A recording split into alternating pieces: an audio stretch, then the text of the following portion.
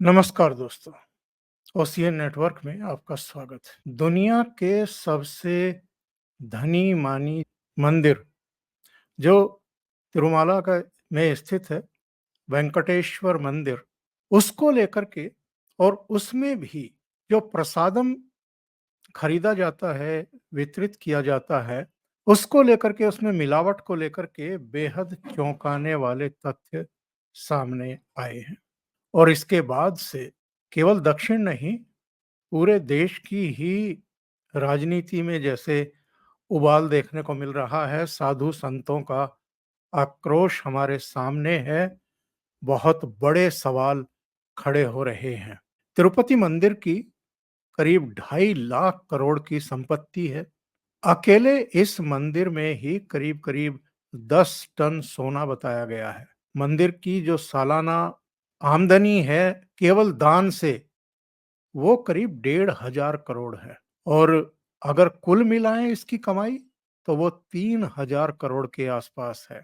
लेकिन आज हम कमाई की बात नहीं करेंगे।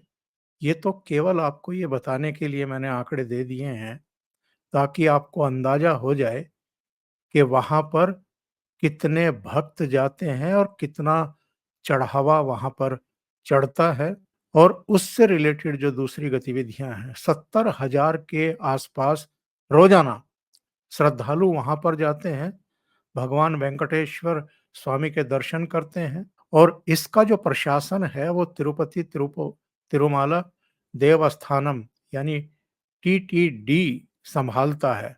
300 साल पुरानी इसकी किचन है जिसमें रोजाना करीब 3.5 लाख लड्डू बनते हैं और यही मंदिर का मुख्य प्रसाद है जिसे करीब 200 ब्राह्मण तैयार करते हैं।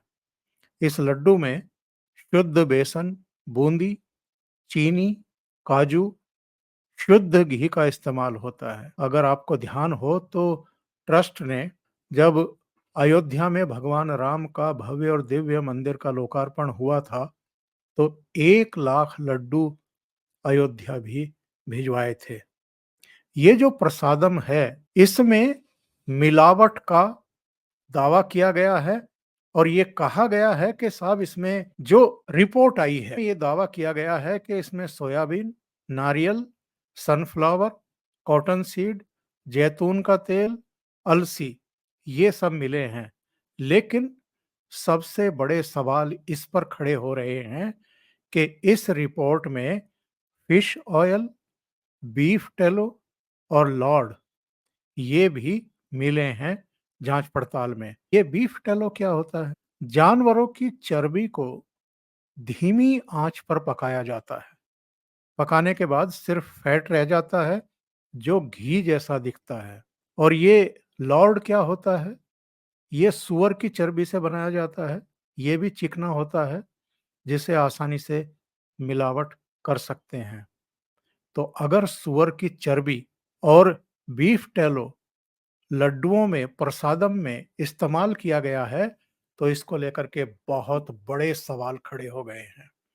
लोगों ने कहा है कि ये नीचता की पराकाष्ठा है, ये सनातन धर्मियों का जो धर्म है, उसको भ्रष्ट करने की कुटिल चाल है कि नहीं है?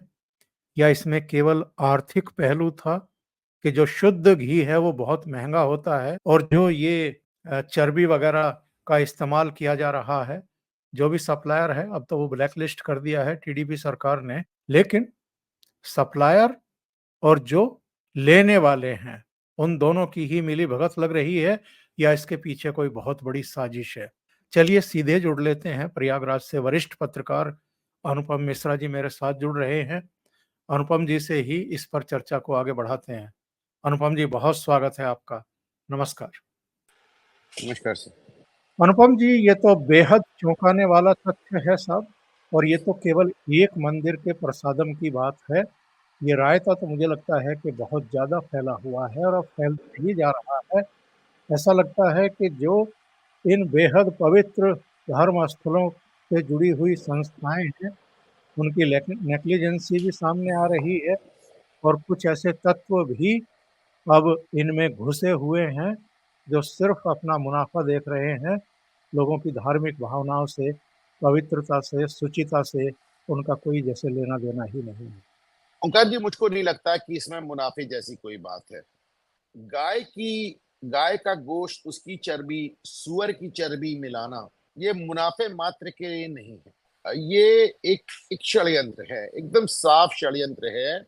आप इसको इस तरह समझें कि हम अपने घर पे रहते हैं, कोई कहता है कि साहब हम बालाजी टेम्पल से आए हैं, हम प्रसाद लाए हैं।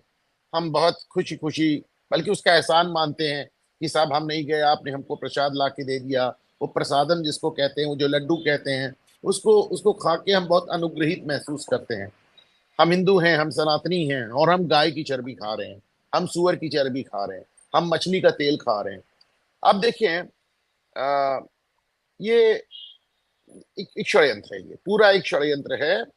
और इसी काम के लिए जगन मोहन रेड्डी, जो कि राजशेखर रेड्डी, इनके पिताजी पहले मुख्यमंत्री थे, सोनिया गांधी के करीबी इसलिए थे क्योंकि पूरा परिवार ईसाई है।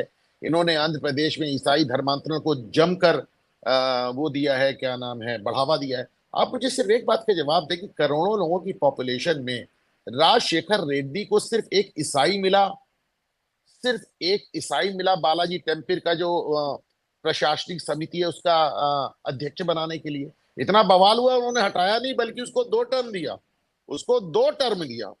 तो मतलब आपको एक ईसाई के अलावा और कोई मिला ही नहीं। कमाल की बात करते हैं साहब आप।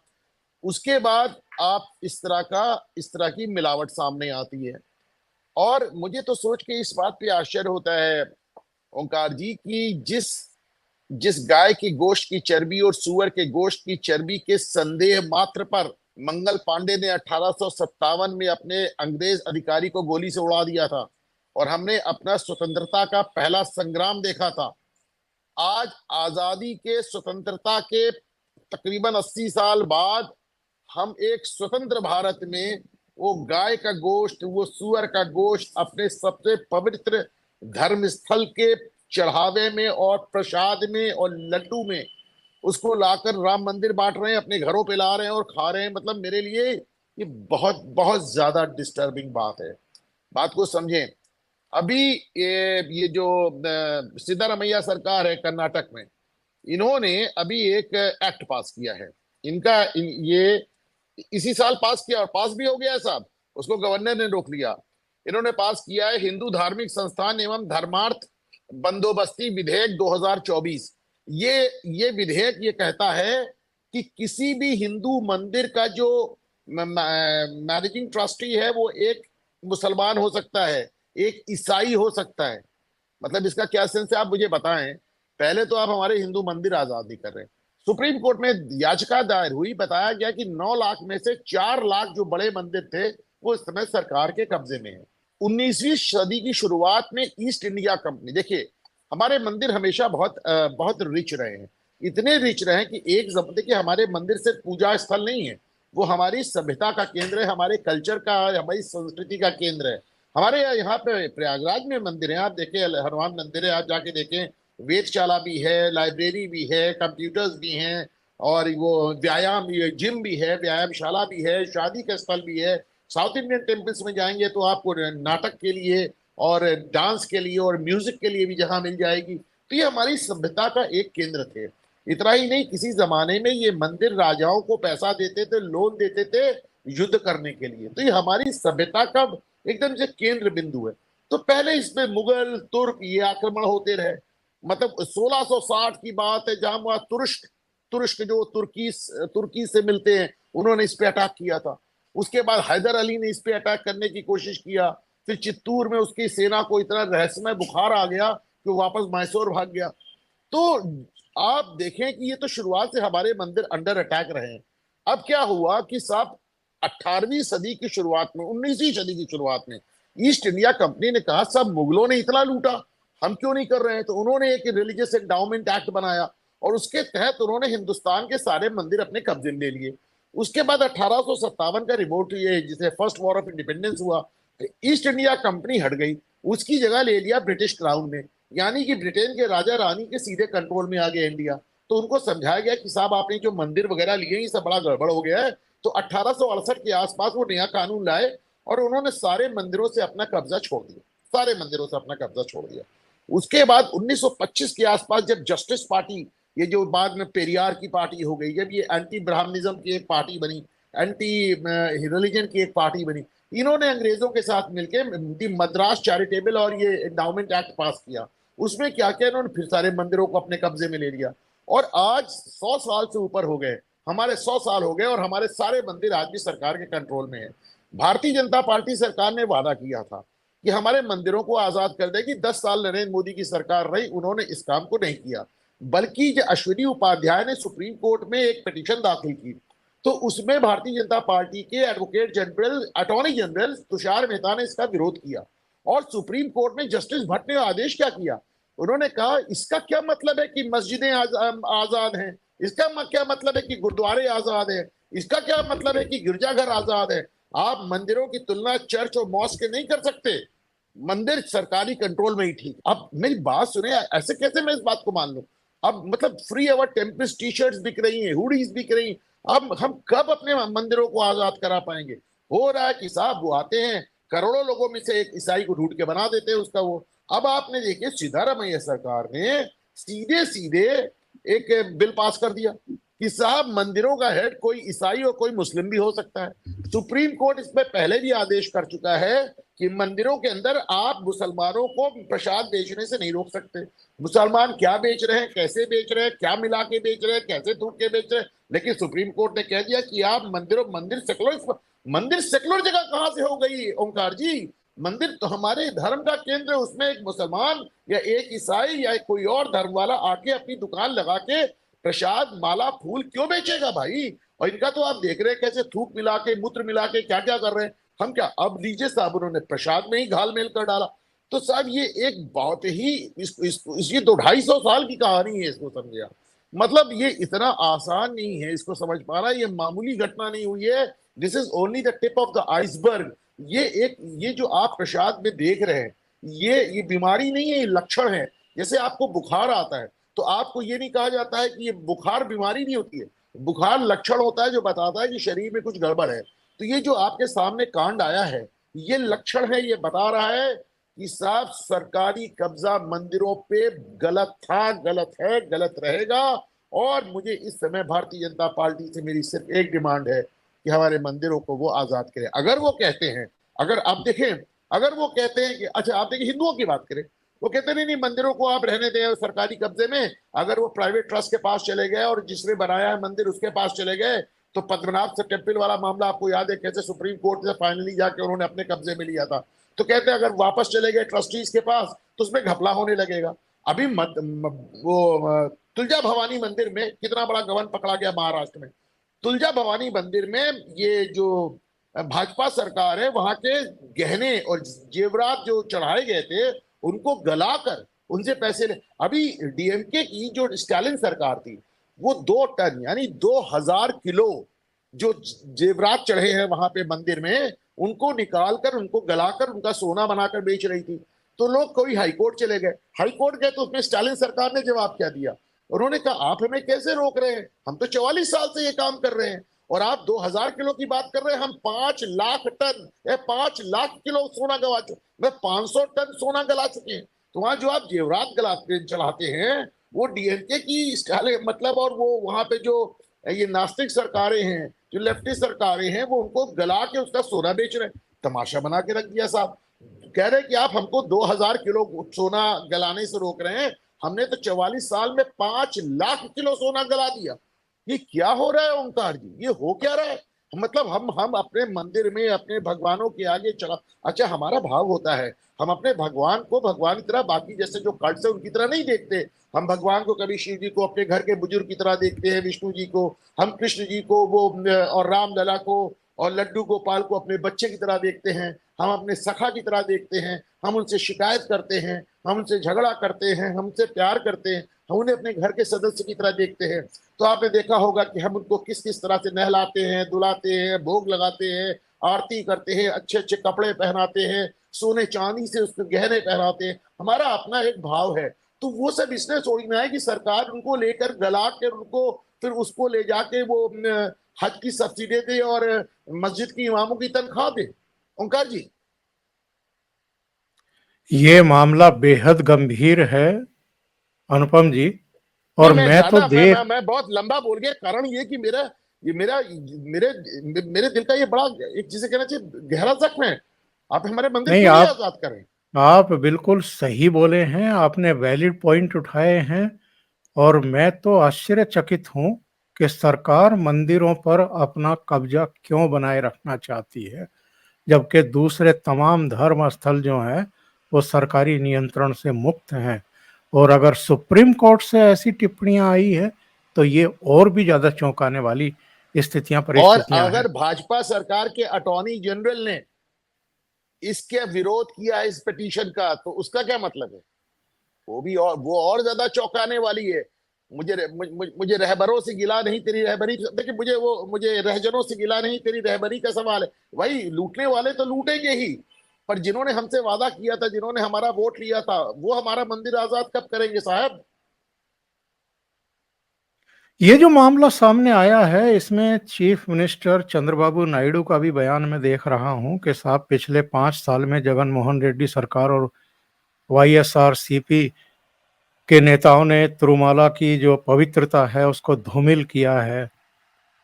और उधर वाईएसआरसीपी जो है वो हाई कोर्ट का रुख कर रही है कि साहब इस मामले की जो है जांच पड़ताल कराई जाए, हम पर गलत आरोप लगाए जा रहे हैं।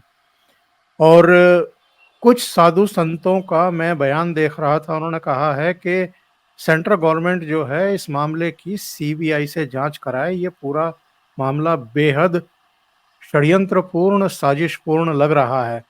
मैं टी राजा जो तेलंगाना के एमएलए हैं उनका बयान भी पढ़ रहा था, उन्होंने कहा कि ये हमारी सांस्कृतिक और धार्मिक विरासत पर सीधा हमला है जिसे बर्दाश्त नहीं किया जाना चाहिए। जो राम जन्मभूमि के मुख्य पुजारी हैं सत्येंद्र दास, उन्होंने कहा है कि जांच से ये स्पष्ट है कि इसमें मछली का तेल मिलाया गया था, ये एक साजिश है और सनातन धर्म पर हमला है। दोषी को सजा मिलनी चाहिए। इसमें तुरंत क्या किए जाने की जरूरत है अनुपम जी? तुरंत। तुरंत तो ये है कि मैं दो बातें मानता हूं कि साहब चंद्रा बाबू नायडू मुख्यमंत्री हैं, उनसे एक हल्की बात है, और पुराने पॉलिटिशियन है, गंभीर पॉलिटिशियन है, उनसे एक बहुत हल्की बात की अपेक्षा मुझे नहीं है, पहली बात। दूसरी बात, उन्होंने कहने के तुरंत बाद इसकी लैब की टेस्टिंग करा दी। लैब की टेस्टिंग करा दी, और लैब की टेस्टिंग में गोमांस, सुअर का मांस और मछली का तेल, तीनों चीजें आ गई हैं।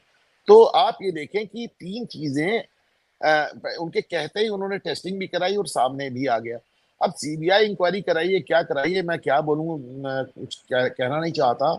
लेकिन आप इसको इस तरह देखें कि मुझे लगता है कि तुरंत तो सबसे पहले ये होना चाहिए कि देश भर के हिंदुओं में एक चीज ट्रेंड करनी चाहिए, ट्विटर पे, सोशल मीडिया पे, हर जगह पे, कि साहब फ्री अवर टेम्पल्स, हमारे मंदिर आजाद करें। मतलब अब देखिए, आप जैसे आप बुखार में आप किसी को क्रोसिन देते हैं तो उसका बुखार उतर जाता है, पर बीमारी नहीं ट्रीट होती ना, बीमार के लिए फिर आपको एंटीबायोटिक्स लेने पड़ते हैं। तो आप अगर तुरंत मानिए किसी को जेल भेज दें या किसी के ऊपर मुकदमा कर दें, तो उससे बीमारी नहीं ठीक होगी। ये सब लक्षण मात्र है। बीमारी वही है कि हमारे मंदिर आज भी कैद में हैं। और मुझे लगता है ओंकार जी, उसी तरफ हमें जिसे कहना चाहिए, उसी पर जोर डालना चाहिए और उसी को अपनी डिमांड्स में प्रमुखता से रखना चाहिए। ये इसके पीछे का षड्यंत्र क्या है साहब? मेरी समझ में ये बात नहीं आ रही है कि यही काम अगर हिंदुओं ने करना शुरू कर दिया, दूसरे धर्मों से जुड़े हुए लोगों की आस्था से खिलवाड़ करना शुरू कर दिया, तो ये देश कहाँ जाकर के खड़ा हो जाएगा? अभी हमने देखा था जब ये कांवड़ लाई जा रही थी ऋषिकेश से, बद्रीनाथ से, हरिद्वार से, रास्ते में जितनी दुकानें पड़ती हैं, बस योगी सरकार ने इतना ही तो किया था। हालांकि शुरुआत तो केवल मुजफ्फरनगर से हुई थी।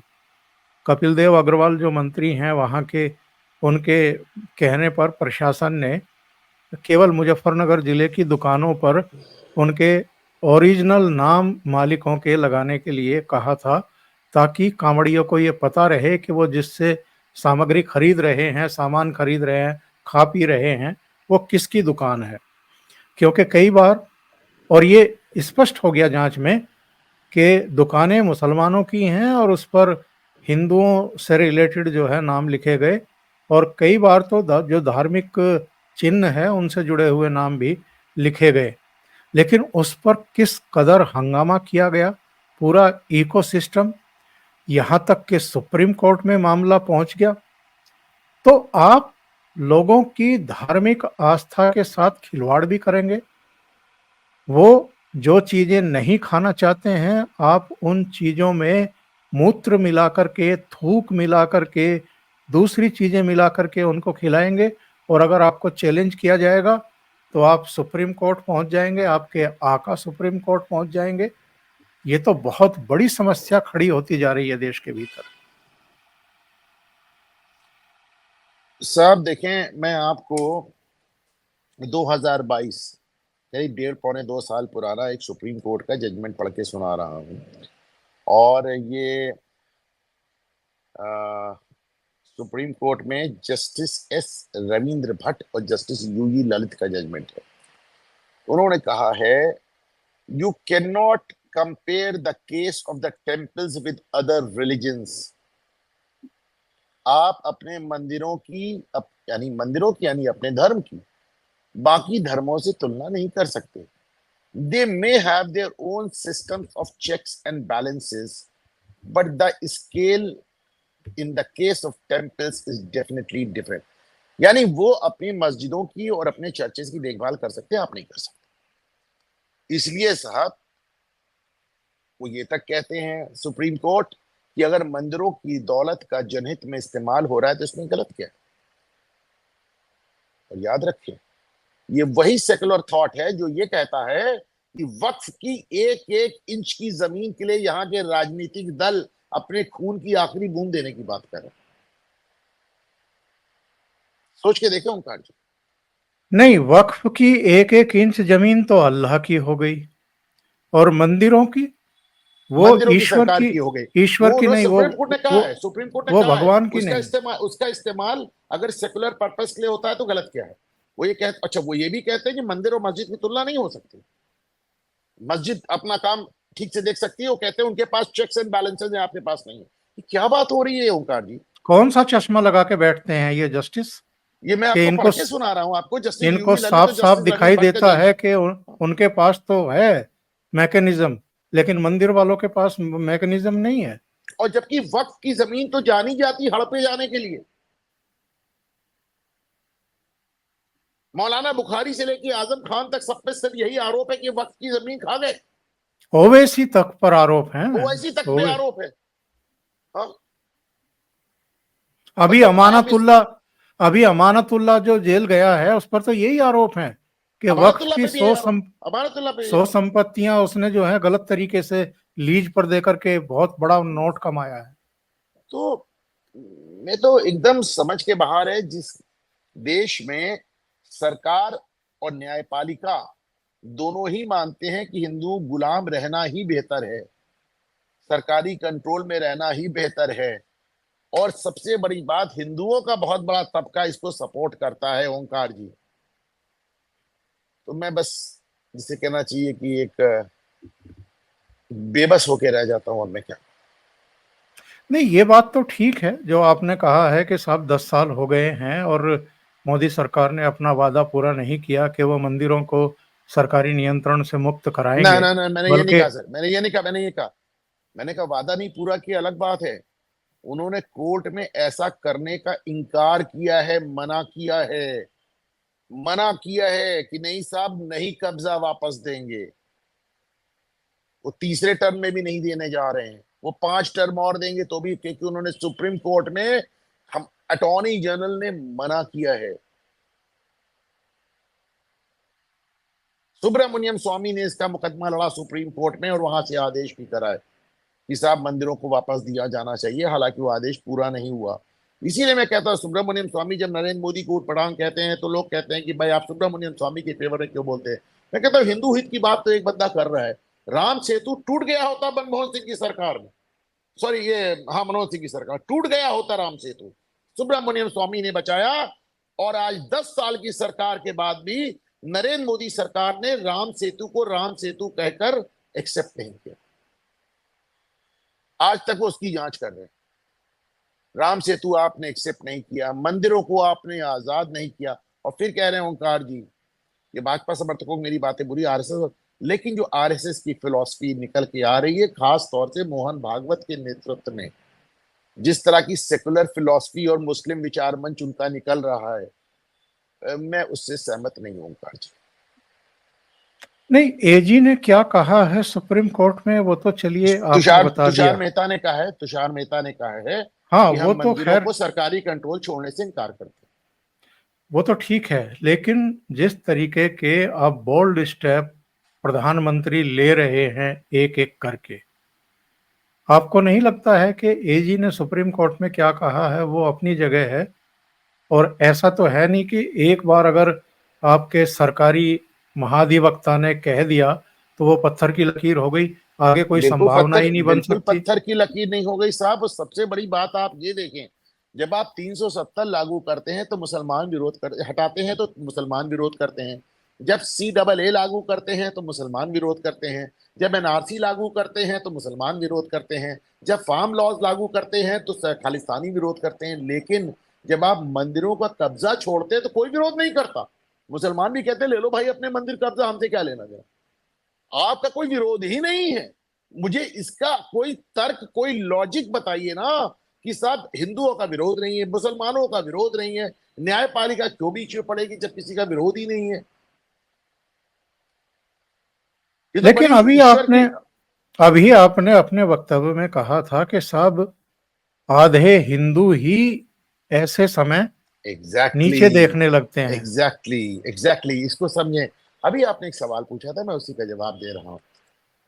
आपको क्या लगता है कि गोमांस मिला देने से, या ये, या भी छोड़िए, आपको क्या लगता है कि सिद्धारमैया सरकार एक ऐसा कानून क्यों बना रही है कि मंदिरों का हेड कोई मुसलमान या कोई ईसाई बन जाए? क्या उनके पास हिंदुओं की कमी है क्या? क्या डी शिव कुमार को बना दो भाई, वो भी तो हिंदू है? नहीं। कारण समझिए, वामपंथियों ने एक इतिहास सिर्फ इसलिए इस तरह लिखा कि उनको लगता था हिंदू इस देश में मेजॉरिटी हैं। अगर इनके स्वाभिमान को कुचल के नहीं रखा गया, इसकी इनकी अगर हीनता का भाव, इनके अंदर इंफीरियोरिटी कॉम्प्लेक्स नहीं पैदा किया गया, तो ये कहीं देश पे हावी ना हो जाए, हिंदू राष्ट्र ना बन जाए। तो हमें बचपन से हमारे दिल में भरा गया है वामपंथी इतिहासकारों द्वारा कि हिंदू तो हारने के लिए बना था। महान तो अकबर था, महान अशोक थे, महान अलेक्जेंडर थे, विक्रमादित्य से लेकर युधिष्ठिर तक कोई हिंदू राजा महान नहीं हुआ। आप समझे? तो हमको बाकायदा आत्महीनता के बोध के तले दाबा गया। सिद्धारमैया की सरकार भी, आपको क्या लगता है कि अगर हमारे मंदिरों का कब्जा वो किसी मुसलमान के हाथ में दे देंगे तो सिद्धारमैया को क्या मिल जाएगा? कुछ नहीं मिलेगा। लेकिन वही एक मानसिकता है कि साहब हिंदुओं को उनकी मानसिकता को कुचल के रखना है, वरना अगर हिंदू मानसिकता एक हो गई तो पता नहीं क्या हो। इसीलिए हिंदू धर्म को ब्राह्मण धर्म कह के ब्राह्मणों को एक तबके के साथ जोड़ दिया गया, सिर्फ ब्राह्मणों के एक तबके के साथ जोड़ दिया गया। और जाति के आधार पर हिंदुओं को बंटवारा करना है। जात के आधार पर आप हिंदुओं का बंटवारा करते रहते हैं, करते रहते हैं, करते रहते हैं। लेकिन जब आप गांव गांव जाते हैं तो दलितों के घर में भी भगवान मिल जाते हैं, यादवों के घर में भी भगवान मिल जाते हैं, मीणाओं के घर में भी भगवान मिल जाते हैं, ट्राइबल्स के घर में भी भगवानों की मूर्तियां मिल जाती हैं। तो आपको हदस होती कि साहब ये क्या हो रहा है, ये तो सब फिर हिंदू हो जाएगा। तो फिर ऐसे में आप हिंदू धर्म को एक खास जाति से जोड़कर, पहली बात जाति के आधार पे अलग अलग करते हैं, दूसरी बात इस तरह के कानून बनाते हैं कि हिंदू आत्महीनता, इंफीरियोरिटी कॉम्प्लेक्स के तले दब के रह जाए और कभी अपने ही देश में सर ना उठा पाए। ओंकार जी। नहीं तो 2024 के चुनाव में यही तो किया इन्होंने। जो हिंदू एकजुट दिखाई दे रहा था भगवान राम के मंदिर के निर्माण और लोकार्पण के बाद, उनको तोड़ा गया, एक साजिश के तहत तोड़ा गया और तो ओंकार कामयाब जी, रहे। 4 लाख से ज्यादा टेम्पल सरकार के पास है। आप छोड़ दें, इनको हिंदुओं को चलाने दें। जमाना बदल गया है, सारे हिंदुओं की हर जात के लोग आएंगे, सोसाइटी बनाएंगे, उनको चलाएंगे। आप चलाने तो दें, वो सब फिर से हिंदू हो जाएंगे। जात के आधार पे बटी बटी हुई जातियां फिर से हिंदू हो जाएंगी। आप उन्हें अपने मंदिरों से जुड़ने तो दें। मैं एक फिर से बड़ा याद सवाल। दिला दूं मैं फिर से याद दिला दूं कि मंदिर हमारे यहाँ से पूजा करने का स्थान नहीं है। पूरे हिंदू सिविलाइजेशन, पूरी हिंदू सभ्यता का केंद्र बिंदु है। हमारी सभ्यता, हमारे कल्चर, हमारा इतिहास, सब कुछ उसमें गुथा हुआ है। ये साहब अपने आप में पूरी एक इकोनॉमी है। आप अयोध्या का ही उदाहरण ले लीजिए, आप काशी का ही उदाहरण ले लीजिए, आप मैंने उज्जैन आज नगरी तक, का। ओंकार जी, मैंने आज तक दुनिया की कोई ऐसी इंडस्ट्री, फैक्ट्री, दुकान नहीं देखी जो अकेले इतने लोगों को रोजगार देती हो, यस। इतने लोगों को रोजगार देती हो। आप बताएं, काशी मंदिर जब से काशी कॉरिडोर मोदी ने बनाया, तो पता चला कि सर जो साहब साल भर, मतलब कई हजार गुना वहां पे लोग आने लगे, करोड़ों करोड़ लोग आने लगे। अब आपको बताऊं, मैं ओंकार जी, मैं गया था बनारस विकास प्राधिकरण, वाराणसी विकास प्राधिकरण के पास 1,000 एप्लीकेशन पड़ी हुई है कि साहब हमको नए वो बनाने दिए जाए, क्या नाम है, होटल। तो अब उसकी जांच पड़ताल चल रही है, नए नए होटल्स बन रहे हैं। एक होटल बनता है तो उसमें खाने से लेके, बिस्तर से लेके, फूल से लेके, बिजली से लेके, वेटर से लेके, कितने लोगों को रोजगार मिलता है। वहां मोमेंटोस की दुकान है, मिठाई की दुकान है, खाने की दुकान है, कब वहां तक लोग जाते हैं, बनारसी साड़ी खरीदते हैं।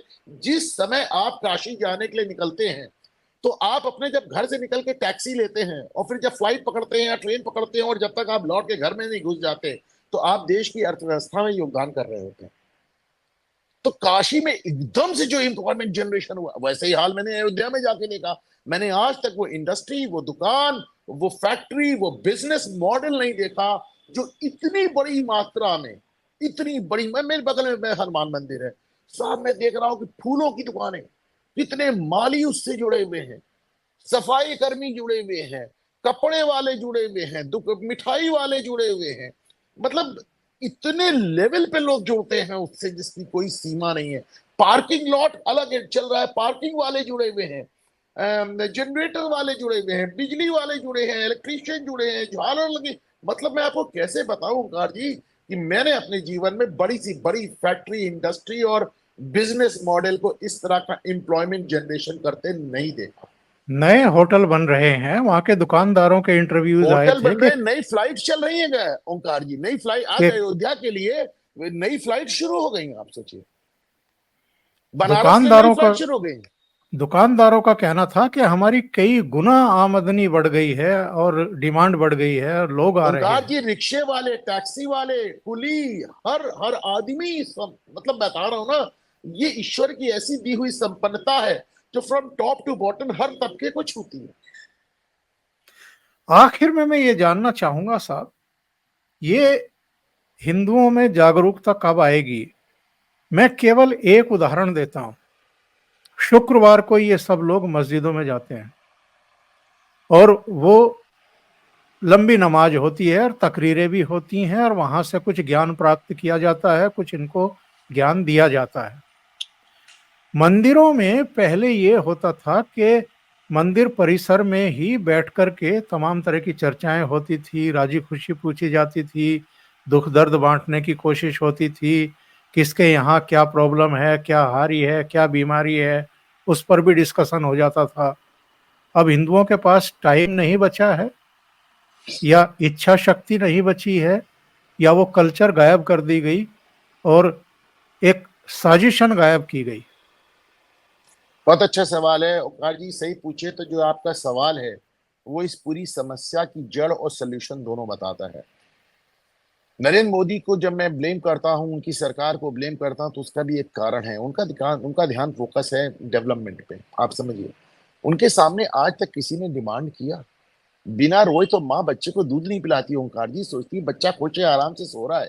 वो तो बच्चा रोता है तो उसे लगता है बच्चा भूखा है। आप बताएं, आज भी मैंने लगातार पहले इस प्रोग्राम में शुरुआत से कह रहा हूं कि हिंदुओं का बहुत बड़ा वर्ग ही नहीं चाहता। कौन कह रहा है हमारे मंदिर आजाद कर दो? कोई कह रहा है क्या? वो आपकी टी शर्ट्स और वो जैकेट्स बिक रही हैं, हुडीज बिक रही हैं, मेरे बच्चे पहनते हैं, मैं पहनता हूँ जाड़े में, गर्मी में, जिसमें लिखा फ्री अवर टेम्पल्स, हमारे मंदिर आजाद करो। वो मैंने उनसे पूछा, वो कहते हैं बहुत तो नहीं बिकती है, पूरे देश में 10-15 हजार बिक गई तो बिक गई। सोचिए, जिस देश में 125 करोड़ हिंदू है तो उसका ही हाल। तो अब मेरा मतलब है कि पहले तो आप इसको हमारे यहाँ बचपन में माँ बाप सिखाते थे ओंकार जी कि मंदिर जाए तो वहां चाहे कुछ देर बैठना आवश्यक होता है। अब लोगों को देखा हूं कि उन्होंने उसको एक एक टुटके की तरह समझ लिया, गए 2 मिनट बैठे और चले आए। नहीं, बैठते इस तरह नहीं है। अभी आपने मस्जिदों की बात की, मस्जिद में इमाम खुतबा पढ़ता है, खुतबा भाषण होता है फ्राइडेज को। आपको मालूम ये इमाम होता कौन है? ये इमाम है कौन? जिस समय ये मस्जिद में इमाम नमाज नहीं पढ़ा रहा होता है, ये दर्जी होता है, ये पंचर बनाने वाला था, ये छोटे मोटे काम करने वाले होते हैं इमाम, और ये आपको खुतबा पढ़ रहे हैं।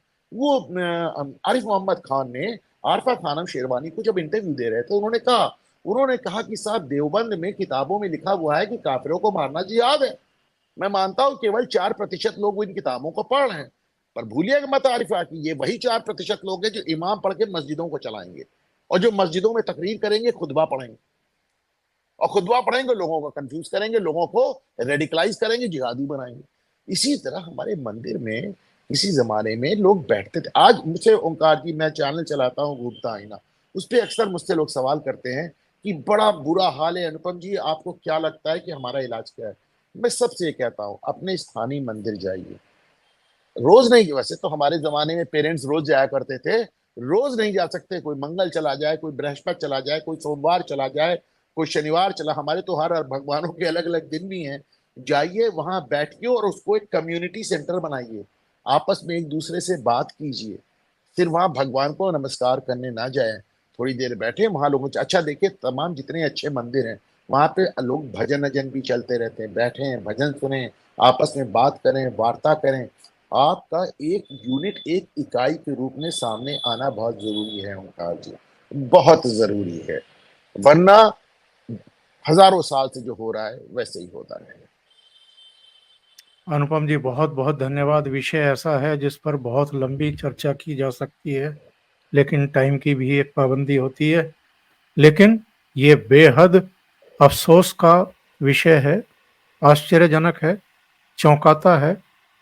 किस स्तर तक की साजिशें रची जा रही है सनातन धर्म को और सनातन धर्मियों का धर्म भ्रष्ट करने के लिए। इसका ये निकृष्टतम उदाहरण हमारे सामने तिरुमाला से आ रहा है। अनुपम जी, बहुत बहुत धन्यवाद जुड़ने के लिए। Thank you so much. नमस्कार।